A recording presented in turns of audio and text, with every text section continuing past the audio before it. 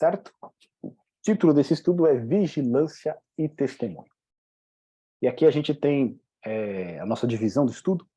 O primeiro ponto que a gente vai abordar, então, é a parábola das ovelhas e dos cabritos, que é a última parábola que Jesus conta no contexto, né, ali do sermão do Monte das Oliveiras, onde ele está falando a respeito dos sinais da sua vinda, como será a sua vinda e como os discípulos deveriam se preparar para a sua vinda. Depois a gente vai ver a comparação da parábola que Jesus conta com a parábola do bom samaritano. E por último a gente tem a aplicação do testemunho. Tá certo? Então, aqui nesse texto que a gente leu de Mateus, né, Evangelho de Mateus, capítulo 25, a partir do verso 31, 46, ali onde Cristo ele vai contar a parábola das ovelhas e dos cabritos, né, outras traduções vai estar ovelhas e dos bodes, dos carneiros e dos bodes, a gente vê novamente, né, a figura ali agora de Jesus, né, ele sendo apresentado ali como juiz, né, de toda a nação. Então as nações são trazidas diante dele, e ali o que a gente vê é realmente um símbolo, né, de juízo. Ali vai haver a divisão. De um lado vão ficar as ovelhas e do outro vão ficar os cabritos. E Cristo ali, ele age como o juiz de toda a humanidade. Tá bom? Então a gente sabe que essa parábola, ela tem um simbolismo para a gente espiritual, mas ela não é literal. É uma história da onde a gente tira ali lições espirituais, aplicação espiritual para a nossa vida, principalmente no momento em que estamos vivendo, que antecede a volta de Jesus. Tá certo? E o texto que nós conferimos aí, do Mateus, capítulo 25, do verso 31 ao 46, ele diz o seguinte, Jesus contando agora para os discípulos, quando vier o Filho do Homem na sua majestade e todos os anjos com ele, então se assentará no trono da sua glória, e todas as nações serão reunidas em sua presença, e ele separará uns dos outros, como o pastor separa dos cabritos as ovelhas. De novo, aquele contexto do quê? Juízo, né? Divisão.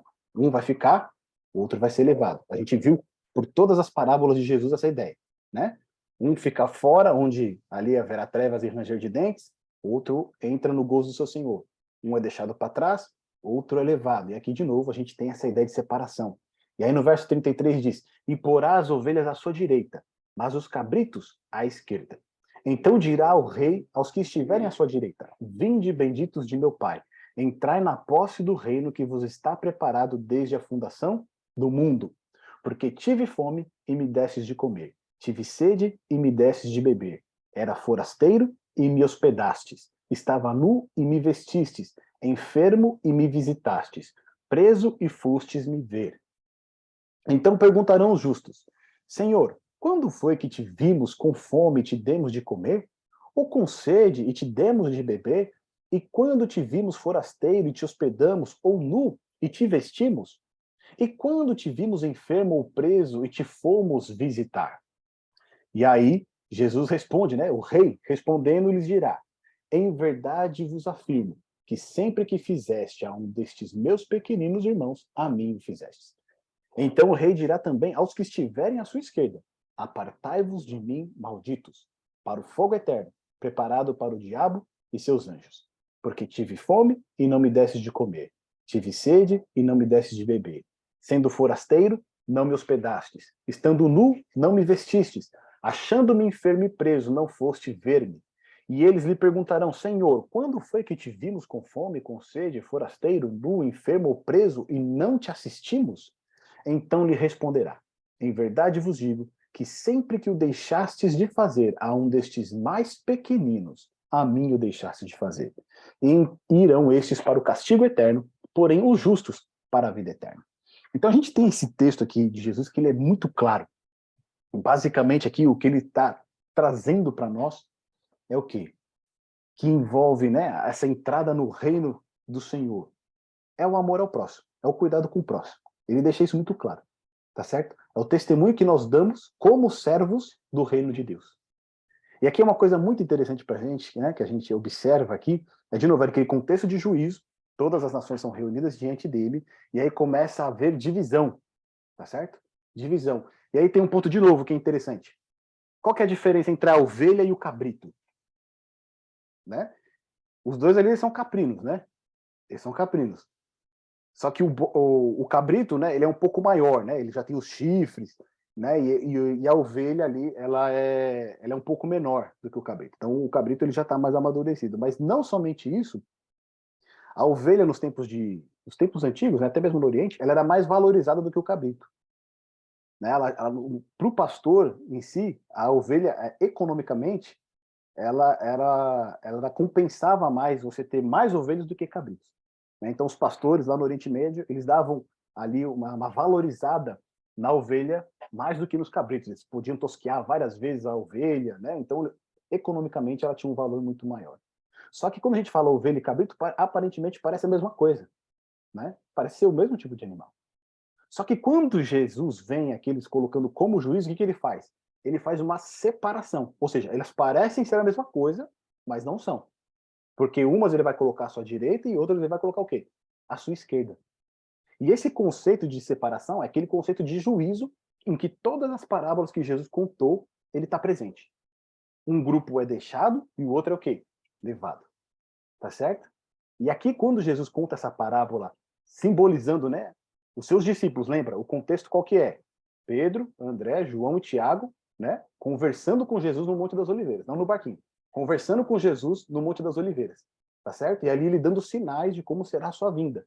Então ele está falando, ó, para vocês estarem preparados para minha vinda, ele conta então essas 4, 5 parábolas que a gente estudou aqui. E aí nessa última, de novo ele retrai aquela ideia de visão e aparentemente são iguais, mas tem uma diferença entre eles. E olha que interessante esse texto de Ezequiel, no capítulo 34, no verso 17 a 20. Quem tiver com a Bíblia aí, pode abrir lá em Ezequiel, capítulo 34, do verso 17 ao 20.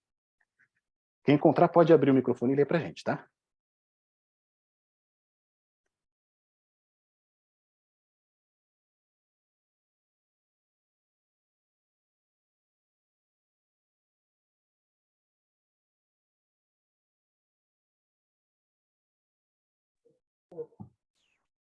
Ezequiel 34, 20.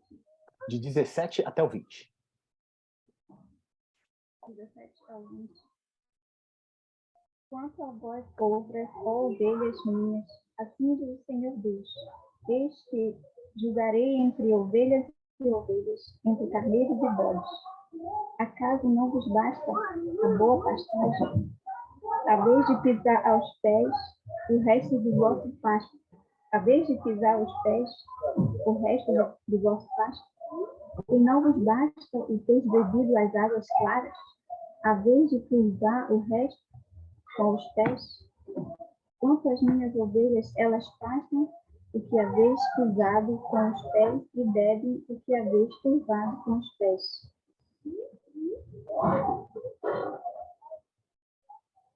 Isso. E aí pode ler o 19 e o 20 também. Assim. O 19 ali, né? Isso, desculpa, o 20. Desculpa. Por isso, assim me diz o Senhor Deus, eis que eu mesmo julgarei entre ovelhas gordas e ovelhas magras. Obrigado, Mayara. Olha então esse texto aqui de Ezequiel. O Senhor, ele diz o quê? Ele próprio é o quê? Ele é o pastor e ele vai fazer o quê? Vai julgar entre as suas o quê? Ovelhas, tá certo? E a Damares comentou aqui pra gente, né, que tanto a ovelha quanto o cabrito, eles são animais puros, né? Se a gente olha lá para o contexto de Levítico 16, são animais que são puros, animais recomendados por Deus. Então, de novo, aquela ideia. Aparentemente, eles são parte do mesmo grupo.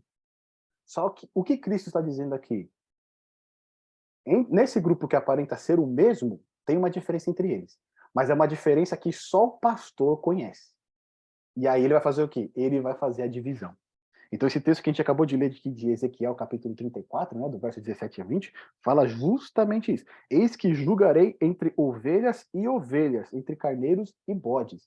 O próprio Senhor, que conhece, que ele é o pastor, ele conhece cada uma das suas ovelhas, ele vai fazer o quê? Essa divisão. E aqui no contexto que a gente acabou de ler de Ezequiel, é a mesma ideia. Aparentemente, falando do povo, né, de Deus, aparentemente eles parecem ser a mesma coisa. Só que o pastor, ele conhece cada uma delas, ele sabe que eles não são a mesma coisa. Que tem algumas ovelhas ali que ele chama de ovelhas gordas. O que são essas ovelhas gordas? São aquelas ovelhas que comeram e beberam bastante, que a gente vê nas parábolas, né? Preocupado com a comida e com a bebida. São aquelas ovelhas que se deleitaram, abusaram das bênçãos que elas tinham, tá certo? e oprimiram as demais. Por isso que as outras ficaram magras. Porque umas, né, pegaram tudo que elas tinham ali para elas, e aí vai falar, né, que pisou o pasto, pisou na água também, ou seja, elas, né, viveram de uma maneira regalada, enquanto as outras estavam sendo oprimidas. E aí, né, o próprio pastor vai fazer o julgamento. E aqui a ideia é o quê? A ovelha gorda, ela vai ter que arcar com as suas responsabilidades, é o juízo. Ela é como se fosse o cabrito aqui da parábola de Jesus. Tá certo? E aí, voltando para o nosso texto, ó. Então dirá o rei aos que estiverem à sua direita: vinde bendito do meu Pai, entrai na posse do reino que vos está preparado desde a fundação do mundo. E aqui entra um ponto interessante para a gente, né? Desde quando o reino de Deus está preparado para o seu povo? Desde a fundação do mundo. Ou seja, desde os tempos eternos, Apocalipse, né, vai trazer essa ideia, o Cordeiro de Deus, né, que foi morto antes do que da fundação do mundo. Ou seja, a ideia que traz aqui para a gente é que o reino de Deus, ele foi concebido para a criação de Deus desde a eternidade. Né? Deus, ele quer o seu povo, ele quer a sua criação nesse reino desde os tempos eternos. Quando fala desde a fundação do mundo, é desde a eternidade. Tá certo? Ou seja, sempre foi o plano de Deus que o seu povo ficasse o quê? Pertencesse ao seu reino, nunca tivesse saído do seu reino. Tá certo? E aí depois, Cristo agora que ele vai começar, né? Para falar aqueles que estão à direita, aqueles que são as ovelhas.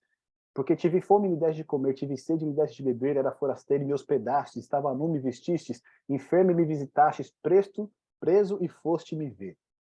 Então, Cristo ele começa aqui a colocar, né, como se ele tivesse em todas essas situações de vulnerabilidade, e o que ele vai dizer aqui é que aqueles que têm acesso ao reino de Deus cuidaram dele quando ele estava nessa situação de vulnerável, se importaram com ele, tá certo? Então Cristo ele se coloca o quê? Na posição dos oprimidos, daqueles que são marginalizados, daqueles que são jogados de escanteio. E daqui a pouco a gente vai fazer um contraponto, né? Para que a gente também tenha a consciência correta disso aqui. Se a gente olha por toda a Bíblia, desde o Antigo Testamento, existe um cuidado especial de Deus com aqueles que são marginalizados. Quando a gente vai olhar no Antigo Testamento, a gente vai ver, né, que quando os israelitas eles iam fazer a colheita, né, se caísse, né, alguma espiga ali no chão, não era para eles voltarem o quê? E pegarem. Era para eles continuar fazendo a colheita e deixar aquela que caiu para o pobre. Ou seja, para aquele que não tinha condição, ele ia lá e podia, né, pegar o restante. Quando a gente olha a história de Ruth, é nesse sentido, né? Ela vai ajudar lá na colheita para quê? Para que se sobrar alguma coisa, ela pega e possa trazer para ela, uma vez que ela estava desamparada. Então, Deus sempre teve esse cuidado com o estrangeiro, com o órfão, com a viúva, tá certo? O que acontecia com a mulher quando ela perdia o marido? O irmão mais novo tinha que fazer o quê? Casar com a mulher. Ou seja, para ela não ficar desamparada. Então Deus ele sempre teve um cuidado especial com aqueles que eram o quê? Marginalizados, com aqueles que eram oprimidos, com aqueles que eram, né, colocados de fato de escanteio. Então isso não é algo só do Novo Testamento, é algo que permeia toda a Bíblia. Muitas vezes as pessoas querem colocar, né, trazendo essa ideia de que Jesus, né, ele veio revolucionando com essa ideia, mas essa ideia está presente dentro da Bíblia desde o Antigo Testamento. Quando a gente olha, por exemplo, o mandamento do sábado, o que diz lá?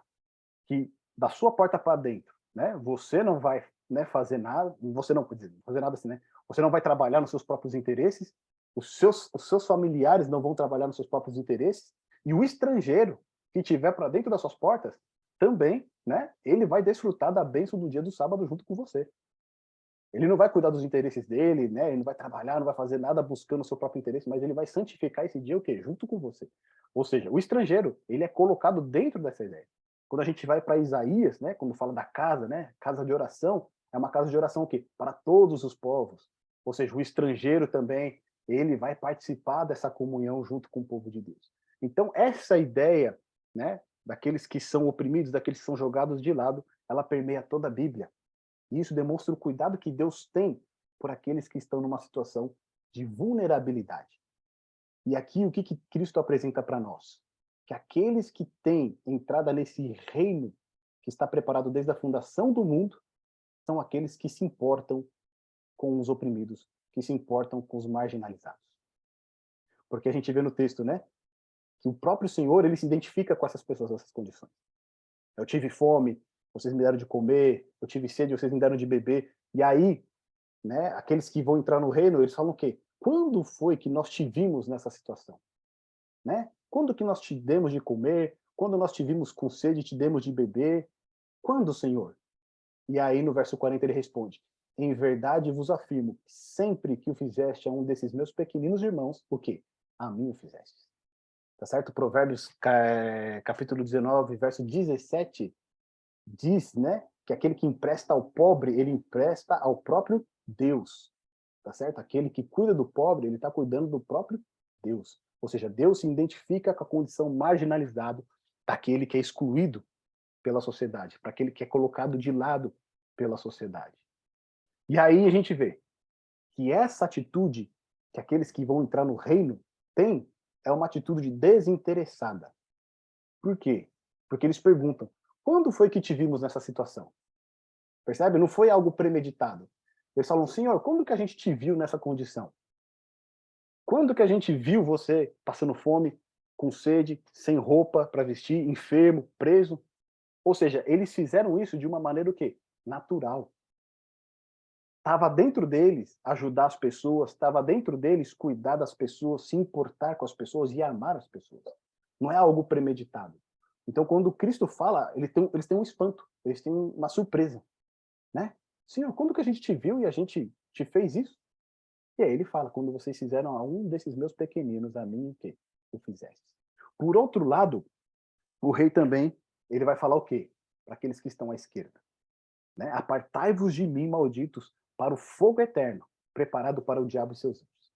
E agora olha que contraste interessante aqui. Se por um lado, o reino de Deus sempre esteve preparado para o povo de Deus, né? Desde a fundação do mundo, desde os tempos eternos, o reino de Deus estava preparado para o seu povo, para a sua criação. Por outro lado, o fogo eterno, ele estava preparado para quem? Para o diabo e os seus anjos. E aqui revela que nunca foi o plano de Deus que esse mundo tivesse que experimentar o dissabor do pecado.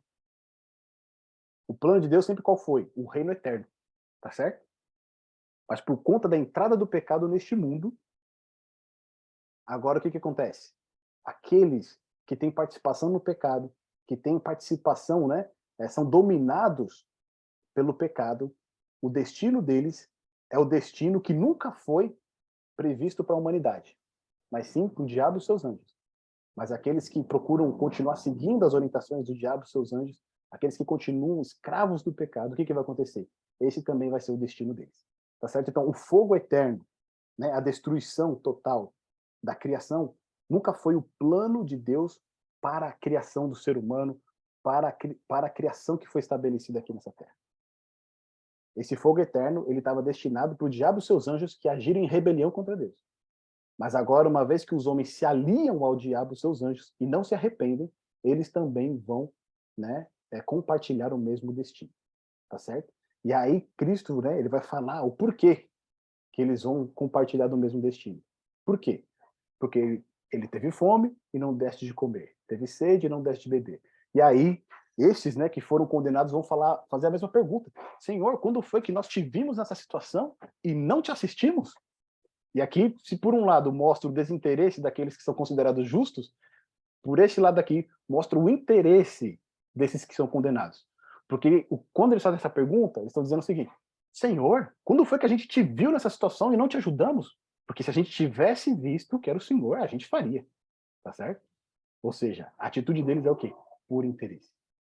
E aí Cristo vai dizer: sempre que o deixaste de fazer a um destes mais pequeninos, a mim o deixaste de fazer. E aqui é interessante isso, né? Porque o que Cristo está querendo dizer em outras palavras?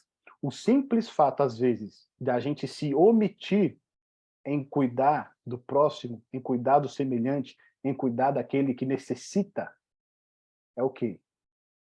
É uma condenação. O simples fato da gente se omitir, tá certo? Não é o ponto assim, não, eu não vou ajudar, eu não quero ajudar. Não. O simples fato de eu fingir que não estou vendo, fingindo que não é comigo, né? Ou passo batido. Isso já revela o quê? Aquilo que está no meu coração. Ou seja, quando eu faço, eu posso estar fazendo muitas vezes por interesse, e não porque eu realmente amo o meu próximo, ou porque realmente, de fato, o amor, né, de Deus na minha vida transformou. Então, esse ponto que traz aqui pra quando gente... a gente pode fazer o bem, mas não faz, né? Pode falar, né?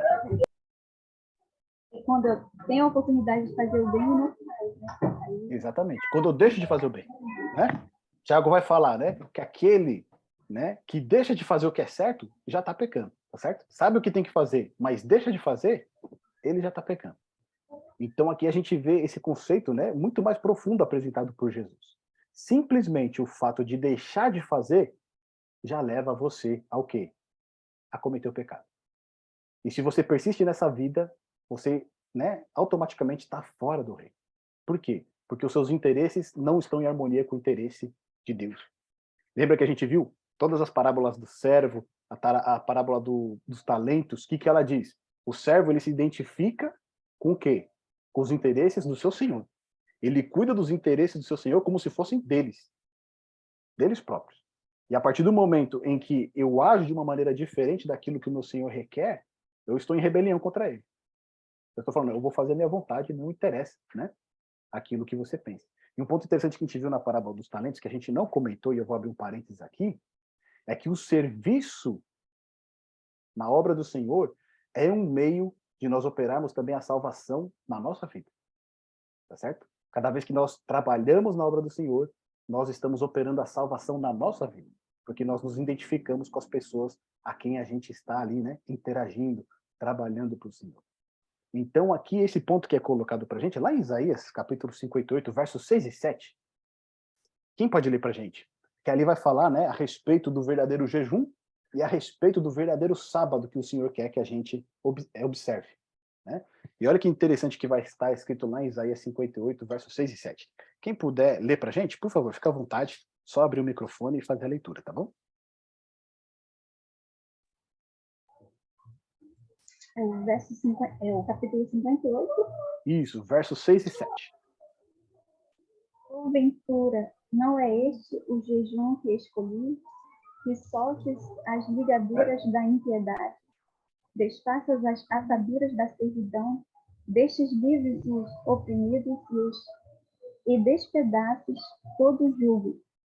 Porventura não é também que repartas o teu pão com o faminto, e recolhas em casa os pobres desabrigados, e se vires o nu, o cubras, e não te escondas dos teus semelhantes. É isso aí. Obrigado, Mayara. Olha como aqui fica bem claro. Tiago 4,17, né? Também. Aquele que sabe o bem que deve fazer e não faz, nisso está pecando. Exatamente. Né? A gente pode acrescentar aí também nesse... Sim. Tiago 4,17. Enquanto vocês procuram aí Tiago 4,17, olha o que diz aqui, né? Ó. A gente vê que a descrição é a mesma que a gente viu lá na parábola que Jesus conta. Né? Deixe livre o oprimido. Ele vai falar, repartas o teu pão com o faminto, recolhas em casa os pobres desabrigados, e se vires o nu, o cubras. E aí ele vai falar assim, ó, e não te escondas do teu quê? Semelhante. Ou seja, muitas vezes a gente quer fechar os olhos para não ter que ajudar, né? A gente vê já a pessoa ali naquela situação e a gente já passa para o outro lado da rua, não procura, né, passar no caminho dela. Eu vou contar um ponto interessante aqui para vocês uma vez. Uma vez eu fui almoçar, e aí eu fui almoçar e eu almocei. E quando eu estava saindo do restaurante, eu estava caminhando na calçada e estava vindo um homem do meu lado. Eu já vi que o homem era um morador de rua. E ele estava vindo na minha direção. E sabe quando o olhar se cruza assim? Eu falei, ele vai pedir alguma coisa para mim. Aí eu pensei, não, eu vou atravessar a rua. Mas eu falei, não, vou ficar aqui, vamos lá. Aí eu fui e eu não tirei o olho dele. E a gente foi, se cruzou, ele chegou para mim e falou assim, ô amigo, você tem alguma coisa aí para eu almoçar? Hoje não almocei. Eu falei assim, tem, irmão, vamos lá, você vai comer hoje lá. Aí ele foi lá, né, comeu, a gente ficou conversando. Sabe como era o nome do mendigo? Quem que adivinha? Quem tem um palpite? Pode falar aí. Jesus. O nome do mendigo era Jesus. E a gente conversando, eu falei, meu, seu nome é bonito, hein? Você acredita em Jesus? Ele, lógico que eu acredito. Agora eu vou almoçar, meu. Se não fosse ele, eu não ia almoçar hoje aqui. Então, olha que coisa fantástica, né? Coisa magnífica essa. Então, isso é o que Cristo fala para nós. Para que a gente não se esconda do quê? Do semelhante. Ou seja, onde que está lá o oprimido, onde que está aquele que tem poucas condições, aquela família que está precisando de alimento, aquela família que está com uma conta atrasada, não é para a gente se esconder dessas pessoas. E não se esconder não é simplesmente, se der eu faço, mas é ir realmente lá e ajudar. É esse o ponto que está trazendo para a gente, né? Mayara, achou aí Tiago 4,17? Lê para a gente. Sim, achei. Portanto, aquele que sabe que deve fazer o bem e não o faz, nisso está pecando. É isso aí, tá certo? Então, aquele que sabe o que tem que fazer e não faz, nisso está pecando. Ou seja, a gente pode pecar por omissão. Não é fazer o contrário, mas o simples fato de não fazer, nós podemos estar pecando. Tem outro texto aqui, que eu não coloquei aqui pra gente, mas Lucas 4, no verso 17 e 18, quando Jesus ele vai à sinagoga ao sábado, né? E ali ele se levanta para ler o rolo do livro do profeta Isaías. E olha o que ele diz lá em Lucas 4, verso 17 e 18. Então lhe deram o livro do profeta Isaías, e abrindo o livro, achou o lugar onde estava escrito: O Espírito do Senhor está sobre mim, pelo que me ungiu para evangelizar quem? Os pobres. Enviou-me para proclamar libertação aos cativos e restauração da vida aos cegos, da vista aos cegos, para pôr em liberdade o quê? Os oprimidos, e apregoar o ano aceitável o quê? Do Senhor. Ou seja, aqui Cristo ele vem falar que é a sua missão. Só que a gente não pode entender aqui agora que, né, muitas vezes as pessoas querem colocar como uma visão de Cristo socialista, né, que ele vem para cuidar ali só dos pobres, dos necessitados. Porque quando ele fala dos pobres e oprimidos, ele não está falando no sentido apenas material, mas ele está falando dos pobres oprimidos no sentido espiritual. Tá certo? Por isso que ele fala que depois o que é? Para evangelizar. Ou seja, eu tenho sim que cuidar da necessidade do oprimido. Mas se eu não evangelizar e mostrar que a solução não é a comida no prato, mas a solução é Jesus, eu vou estar fazendo o trabalho pela metade. Tá certo? Nós temos que cuidar do oprimido, sim. Mas essa é uma parte. É 50%.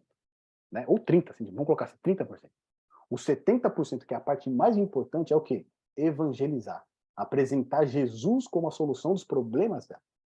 Porque amanhã ela vai ter fome de novo. Tá certo? Amanhã ela vai ter sede de novo, se alguém não ajudar ela. Mas aquele que recebe a Cristo, aquele que aceita Cristo na sua vida, ele recebeu tudo. E ainda que ele passe dificuldades, né, lutas, ele não vai ter mais falta de nada. Porque o próprio Senhor Jesus disse que ele é o pão vivo que desceu do céu. Ele é água viva, tá certo? Então aquele que tem Cristo tem tudo. Então, por um lado, nós temos que cuidar sim dos oprimidos, temos que cuidar sim dos marginalizados, mas essa é só uma parte do processo. Porque a parte principal é evangelizar, é apontar Jesus como a solução dos problemas. Porque senão a gente cai, né, simplesmente numa questão de assistencialismo. A gente só vai cuidar das pessoas, mas não vai apresentar aquele que pode resolver o problema de uma vez por todas. Tá bom? Então aqui a gente percebe claramente que aqueles que entram no reino de Deus é aqueles que se identificam com as causas do Senhor. Qual que é a causa do Senhor? Os oprimidos, os marginalizados. Tá certo? Mas dentro do contexto do quê? Do evangelho. Não é simplesmente cuidar delas, mas é cuidar e apresentar uma saída melhor. Quando a gente fala a respeito disso, a gente compara a parábola que Jesus acabou de contar com a parábola do samaritano. A gente não vai ler ela inteira, mas a gente já conhece a história, mas a gente percebe que o princípio que existe nas duas parábolas, qual que é? Amor ao próximo. Tá certo? É você amar o próximo como a você mesmo. E aqui na parábola do samaritano, lá em Lucas capítulo 10, olha que coisa interessante, né? No verso 25. Eis que certo homem, intérprete da lei, se levantou com o intuito de pôr Jesus à prova. E disse-lhe: Mestre, que farei para herdar a vida eterna? Sempre quando você vê na Bíblia alguém se aproximando de Jesus com essa palavra, né? Mestre, que farei? Você já pode identificar ali um fariseu, tá certo? Alguém que quer a salvação pelas obras. Porque a salvação está o quê? No que ele pode fazer. Esse é o caso desse intérprete da lei, esse é o caso do jovem rico. Então ele fala: que farei para herdar a vida eterna? O que eu preciso fazer, cumprir, para poder entrar na vida eterna? E aí Jesus pergunta para ele: o que está escrito na lei? Como você interpreta? E aí no verso 27, né, ele vai relembrar lá o Antigo Testamento, Deuteronômio capítulo 6, verso 5, Levíticos 19, verso 18. Amarás o Senhor teu Deus de todo o teu coração, de toda a tua alma, de todas as tuas forças, e de todo o teu entendimento, e amarás o teu próximo como a ti mesmo. E aí o que Jesus completa? Respondeste corretamente, faze isso e viverás. Então, você quer entrar na vida eterna? O que você precisa fazer? Amar a Deus sobre todas as coisas e amar o seu próximo como a você mesmo. Agora a pergunta é, você consegue fazer isso perfeitamente? Esse que é o ponto, né? E aí, olha que interessante, que esse mestre da lei, ele vai tentar, né, se desviar, ele vai perguntar quem que é o meu próximo, e aí Jesus vai contar a história. Então, ele vai usar na história, né, 2 homens religiosos, o sacerdote e o levita, homens que viviam o exterior da lei, tá certo? Eles cumpriam o exterior da lei com perfeição.